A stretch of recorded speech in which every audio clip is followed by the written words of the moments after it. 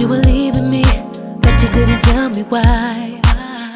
You said you would be real with me, but all you did was tell me lies. You told me that you need. I think the first time we had you on, it was around like the Nipsey. I think he died in 2019. Yeah. So you've been out there, for a while.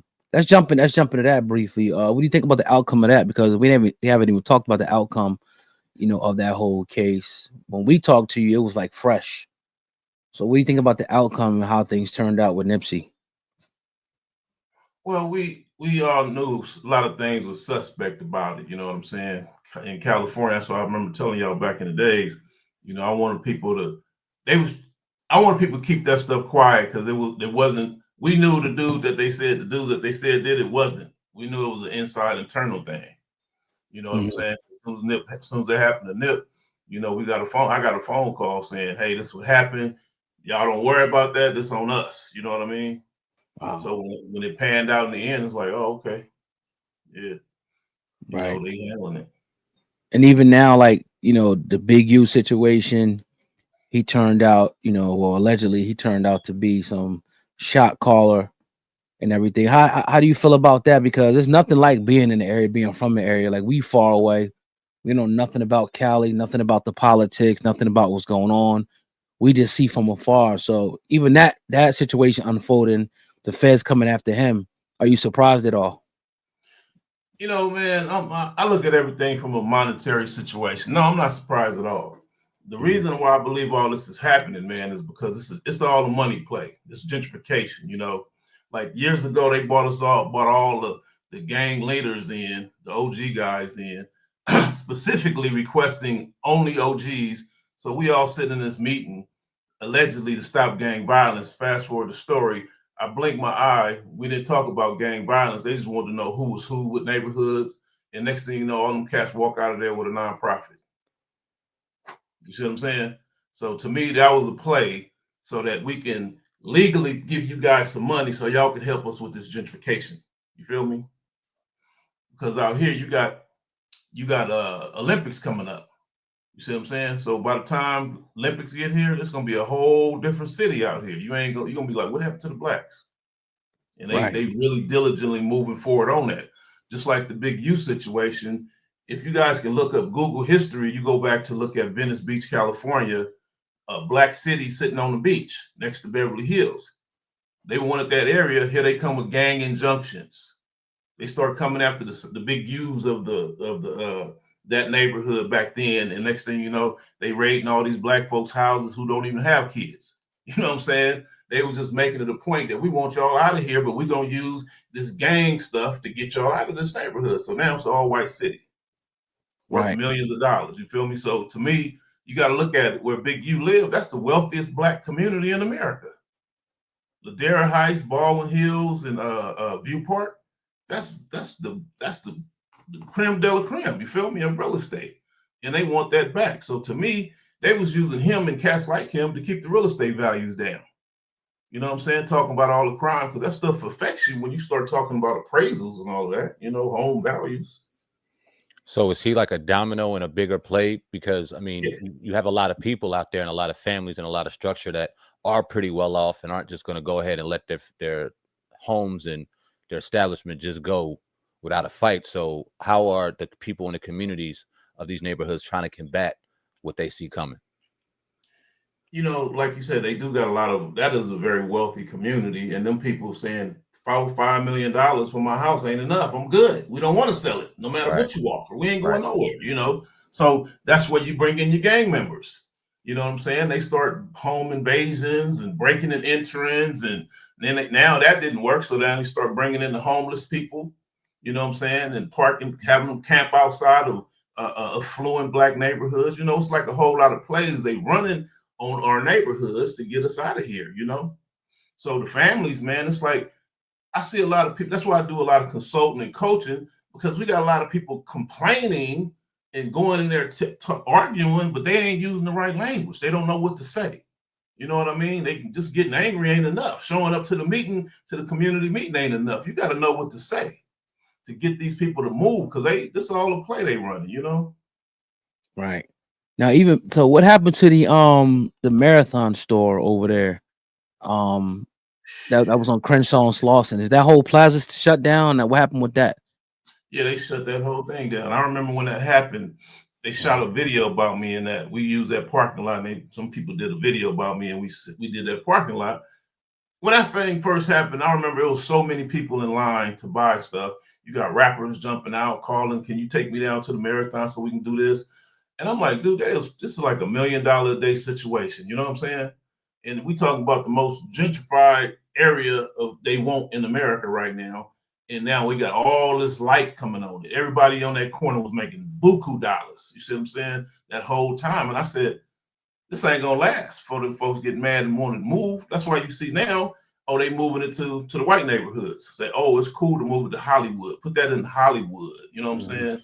With the rest of the businesses, because they know when stuff like that happen, that place. Nipsey Marathon became a tourist destination. You feel me? Barbershops, burger stands, everybody was balling out of control. They was loving all that energy that was happening. You know what I'm saying? High-end business was sitting in their restaurants, was getting their hair cut, was pumping gas. Everybody on that corner was doing wonderful, and they just came in there and shut that whole thing down to it was unsafe. It's like what? It was no incidents. It was no problems. Wow, that's pretty deep. It's pretty deep. You talked about homelessness a little earlier. We were talking about Baldwin Hills, and I wanted to bring up homelessness too because that's running amok in the city of Los Angeles, in the county of Los Angeles, and they're talking about bringing the Olympics in, like you alluded to, and there has to be a bigger play involved than just the Olympics. This is a long-term type of play they're trying to go through. So, what do you think the main? Well, let's start with the homelessness. How are they using homelessness in LA to kind of combat and gentrify some of these more well-off neighborhoods? Well, you got people who will bring homelessness and they'll dump them off in neighborhoods and say, it's okay for y'all to set up tents right here. You see what I'm saying? Outside this neighborhood where these houses run 2 and 3 million and up, you know? So that's how they're using it. They weaponize homelessness to do that. You know what I'm saying? So I'm the kind of cat, I'll get out and I'll go sit down on the corner with the homeless and start asking questions. How long y'all been here? What made y'all come here? You know, is it cool out here? And they'd be like, oh, some nice people from the city told us this was cool to be here. You know what I'm saying? Like, what? They even bought our stuff over here for us. Because when you look at that stuff, like literally it's areas, man, all over the city. When you look at it, you're like, how the hell they moved this RV? They had to tow it in here. You know what I'm saying? It's not the easiest place to maneuver around. It's shit. Some of these places hard to walk to. What are you talking about? Yeah. They coming in there with the amounts of trash piled up. I'm like, dude, look like a dump truck dumped that right there because it wasn't there 2 weeks ago. You know what I'm saying? It's stuff like that which I'm seeing. You know what I'm saying? And it's all game. But what the real big play is here is, you know, Silicon Valley is up north, Northern California, right? Your Googles, your Facebooks, your Instagrams, whatever. Right. These cats, employees got to be the area became so expensive that their employees started quitting. So now you figure like the guy who owns TikTok used to work for Zuckerberg. He was one of those guys who quit and moved out of Silicon Valley. So because of that, people starting all these businesses. Dude, I could really go deep down the rabbit hole. Remember all these places called where you had virtual offices started coming up everywhere. Mm-hmm. You know what I'm saying? Where people was renting office space so they can go out and have presentations, and all these Starbucks start popping up. It was because of Silicon Valley. All our smart people started quitting their jobs because they couldn't afford to buy out there. So they started teaming up and said, hey, us three, let's start a podcast or let's create an app, right? So now here comes TikTok, here comes YouTube, here comes all of these, here comes Instagram, here comes all these apps started popping up of people who quit from working there. So as a get back, they said in Silicon Valley said, you know what, let's move down to LA and we can get a house on the beach for 700, 800,000, you know what I'm saying? And they expanded to LA and now it's called Silicon Beach. Now they like that. Now we got Google's, YouTube studios, Facebook, all that stuff is here, dude. All those corporations are here. Tesla, all this stuff is right here, 15 minutes from LA. So now it's like, okay, we got billionaires coming. Candy Crush sold for $5.9 billion. He want a mansion in LA. You see what I'm saying? And then on top of that, I've been all over the country. So LA has, what people don't realize, Compton, LA, and Watts, California has the best weather in America, dude. You got your convertible out there. You ain't got never put your top up. You ain't got to check the weather before you leave the house. You know what I'm saying? When I go to Georgia, I'm in DC, I'm in Tennessee, I'm in Texas. Dude, I don't leave the place without checking the weather. What the weather look like? You know, I'm showing up with bomber jackets and shorts and you know what I'm saying, flip flops and boots, everything. I got to bring everything with me. California, we ain't worried about the weather. We good. But my point is, they want that weather. So the goal is to push us out of here. That if you guys Google, you can look up Vision 2020, where I had did my math, and I'm like, at the pace people selling stuff at out here in LA, man, by 22, 23, ain't gonna be no more blacks. And then my homeboy corrects me. He said, no, man, they already got that strategized out. They want us out here by 2020. They even got a name. It's called Vision 2020. And they was running that on the black community. Because what people don't realize, by 2050, they bringing in 10 million more people into LA, into Los Angeles alone. So if you know, like I know as a developer, you got to tear this whole place down to do that. So I remember sitting down with Dr. Sabi, and we was discussing all this conversation, and we was talking crazy. Like I was like, man, what you think they're gonna do? Crash an airplane into LA or something? Because they had passed the law said during that 9/11. They passed the law, said, oh, if a hijacked plane comes into LA, you guys got the green light to shoot it down over Inglewood, California. Why Inglewood? Yeah, word. That's a black city. Now, if you look at Inglewood, they trying to make that the biggest tourist destination on the planet. You see what I'm saying?